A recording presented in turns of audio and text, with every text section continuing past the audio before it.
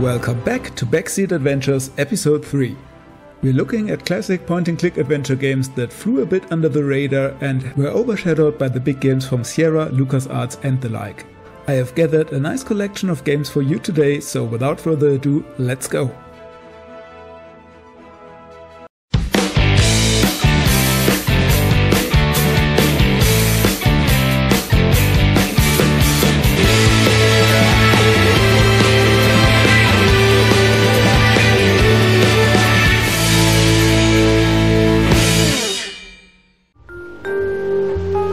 The name's Marlowe, Philip Marlowe. I'm a licensed private investigator. You don't get rich in this racket. Sometimes you get beaten up or shot at or tossed in the jailhouse. Once in a while you get dead. Every other month you decide to give it up for some sensible occupation. Then the door buzzer rings and there stands a new face with a new problem and a small piece of money. Come in, Trouble. What can I do for you?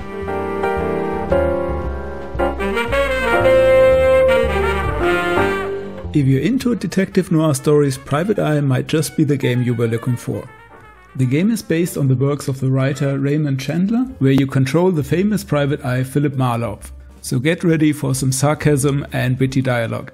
When the game was first released, it was reviewed pretty badly, with magazines criticizing the lack of interactivity of the game because they expected something more akin to the classic point-and-click adventures with inventory puzzles and the like, but this game is more like an interactive movie, you could say. How did she know I was a detective? I could reach for my notebook and ask her. Or I could put on my hat and leave, but make one thing clear before I left. You'd get a receipt. Who told you I was a gumshoe? It must have been the smell. I'm beginning to think you write your own dialogue.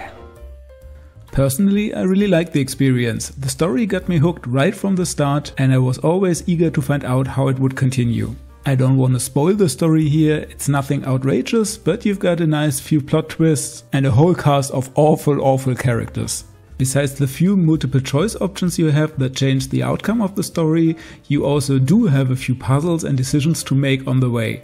There's this mechanic where you can decide to take evidence from a crime scene or leave it for the police, and if you don't leave a crime scene fast enough and you get caught with the evidence, it's a game over.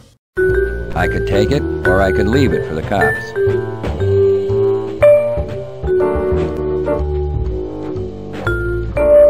I'd rather the cops find it.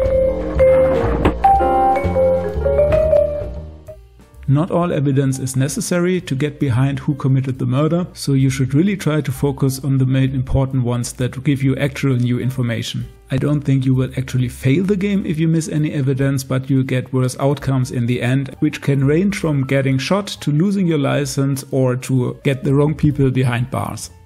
All in all, it's a nice short experience. I've played through the whole thing I think in about 2 hours, so the game definitely never overstates its welcome.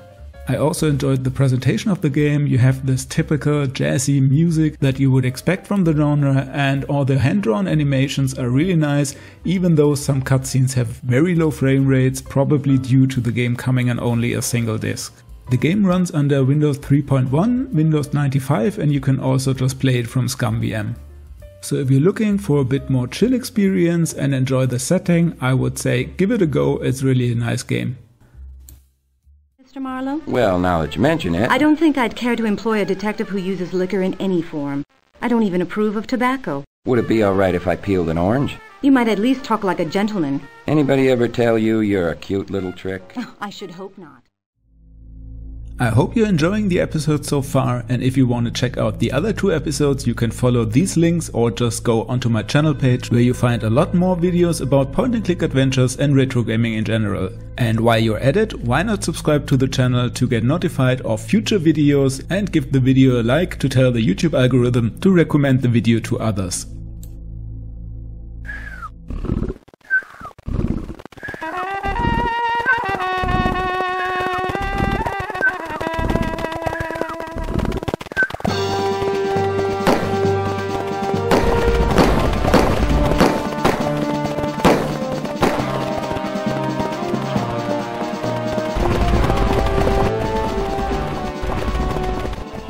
So I'm not so sure about this one. Would you consider this a backseat adventure? Certainly I didn't hear about it in the time back then, but the game seems to have been very successful and spawned a sequel and several spin-offs, so I'm not quite sure if only I missed out on it or if it's actually a bit more obscure. Anyway, Three Skulls of the Toltecs is a western adventure starring the cowboy Fenimore Fillmore, who embarks on a quest to find the titular skulls, which are part of a legendary Toltec treasure. The first thing that came into my mind when I played this game was the comparison to the Sierra western adventure game Freddy Farkas. On the surface, those two games are very similar, they both feature the western setting, they are both comedic, and both games also are presented in a cartoon art style. To keep things brief, I prefer Freddy Farkas definitely over this game, mostly because Eloff's writing in Freddy Farkas is just a lot funnier in my opinion. And I also really enjoyed the quaint atmosphere and the quirky characters of Freddy Farkas more, and Fenimore Fillmore never really clicked with me as a character. But to be honest, that's very subjective and I think other people will disagree with that, just like with my preference of the pixel art of Freddy Farkas over the high-res cartoon animations of the Three Skull game. A specific nitpick I got with those is the color palette. The whole game is drenched in these yellow and orange colors, and oftentimes it doesn't look very appealing to me. Now obviously this doesn't mean that the game is bad. I mean, it's a harsh comparison. Freddy Farkas is one of my all-time favorite point-and-click adventure games, so how does the game stand on its own? It's enjoyable, I would say. Nothing out of the ordinary, it's your typical point-and-click adventure affair, and I didn't run into any dead ends or overly unfair situations in the game. The variety of locations and characters in this game is quite impressive, though sometimes maybe a bit overwhelming. So my main gripe with the puzzle design would be that oftentimes you really don't know what you are doing, you don't have a specific goal you work towards, but you're just picking up everything, trying to combine everything with everything else and see what ends up working. Oh, and I should also probably mention that the main character walks at a snail's pace and the pathfinding sometimes is also quite irritating, making Fillmore run over the whole screen instead of a straight line. Now maybe to put things a bit into perspective, the game has received a 4K remaster on Steam and that sits at very positive reviews, and it spawned a very successful 3D sequel called The Westerner, which leads me to believe that I might be a bit biased towards the title. So if this game sounds like something you might enjoy, you probably want to take a second look at it.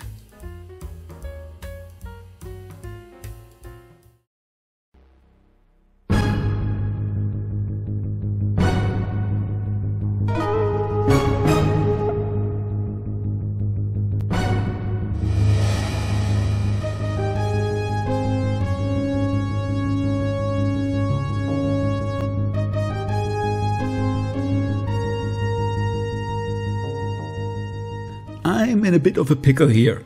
I thought the first Dynamics adventure that was published by Sierra was The Adventures of Billy Beamish, but it turned out Heart of China was also already published by Sierra.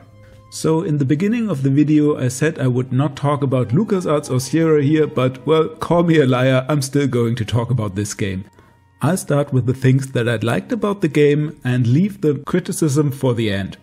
First and foremost, I really enjoyed the setting. It felt very exotic, taking place all over the Orient. Yes, you will also encounter a lot of cliches and racial stereotypes, but I will ignore that for now and continue with the positives. I think I've mentioned that in about almost every point-and-click adventure video I've done so far. I really dig digitized graphics. Having these low-res, low-color photographs in a game is just very nostalgic to me, and it always invokes a bit of a cheesy and dated atmosphere that I really enjoy.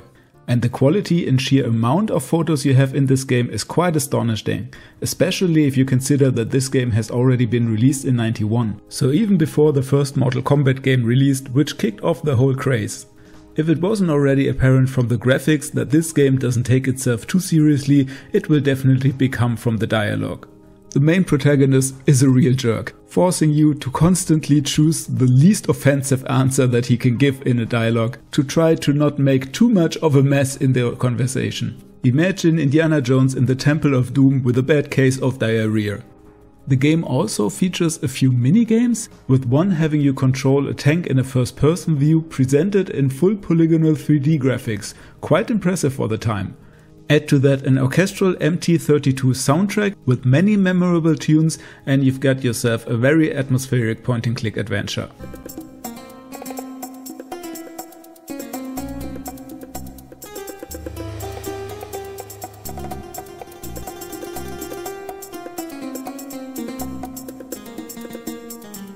When we get to the gameplay side of things, we might very well start with a criticism here. It's rough. You will constantly die, and on more than one occasion you will find yourself in a situation that you can't escape because you've missed an item from 30 minutes ago or so. You will also only get 20 save slots, which I ran out quite quickly. In addition, you have several time limited situations, but to be honest, those didn't feel so bad because you were very aware that you had a time limit at that point and it was generous enough that you could succeed if you knew what you were doing. I mean, the puzzles were actually on the easier side and most of them made a lot of sense, no annoying moon logic here, but going back and forth between save games really destroyed the immersion at some points for me. The controls and inventory management is also a bit confusing, though that's just a minor inconvenience. So overall you get the typical Sierra adventure experience from the time back then, a truckload of charm that's unfortunately not matched by its gameplay. Still, I don't regret giving the game a try, and maybe if you're like me and a sucker for these kind of games, you take a walkthrough and play through it at least once. So this concludes the first season of the Backseat Adventure games. I hope you enjoyed exploring these games as much as I did and gave some of them a try for yourself. If you have any recommendations for the next season, please leave them in the comments below, and with that, see ya!